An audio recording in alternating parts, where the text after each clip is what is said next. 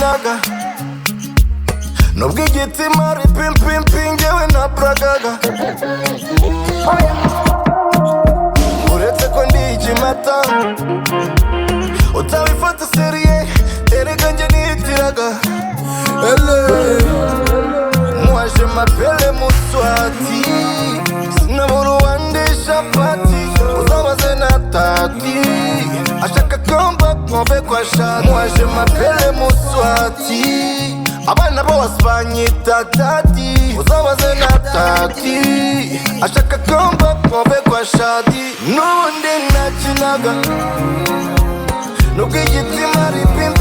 ngewe nabragaga gusa niwe ndarike cyane nandurura nubundi nakinaga nubwo igitima ari pim ngewe nabragaga gusa niwe ndarike cyane nandurura akushimana Nyosho ushaka gucumacuma Nyosho arakayeshe Nyosho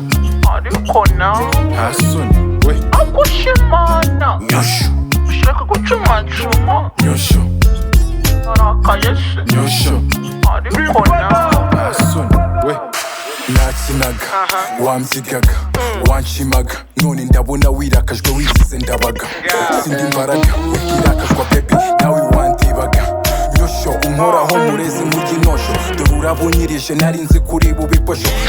uyizambishe ngezaho kurya pozo mvanye mu kanogo ubu nsubiye iwabo wa mbeho nakinaga nshaka ubu nasibana nimero hemukiye iminwa yagukuyeho akarabero n'agapurapu katumye ducumbisha aka kagero n'ubundi nagikwe icyo nashakaga ni kwe gusa unagize n'ubuntu baby nakomada napozaga sorry nakinaga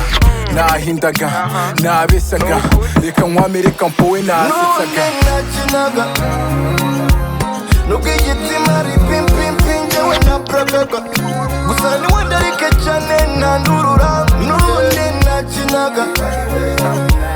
nubwo igitima ari pim ngewe nabragaga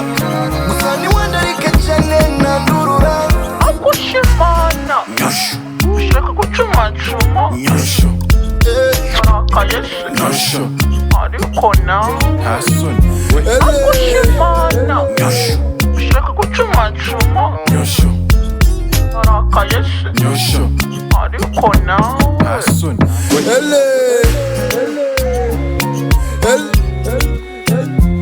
Cuma Nyosho Mula